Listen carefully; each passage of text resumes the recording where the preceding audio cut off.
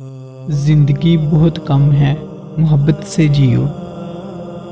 रोज सिर्फ इतना करो, गमों को डिलीट करो, खुशियों को सेव करो, रिश्तों को रिचार्ज करो, दोस्ती को डाउनलोड करो, दुश्मनी को इरेज करो, सच को ब्रॉडकास्ट करो, झूठ को स्विच ऑफ करो, टेंशन को नॉट रीचेबल करो, प्यार को इनकमिंग करो, नफ़रत को आउट गोइंग करो, हंसी को इनबॉक्स करो, अफसोस को आउटबॉक्स करो, गुस्से को होल्ड करो, मुस्कान को सेंड करो, हेल्प को ओके करो, दिल को वाइब्रेट करो।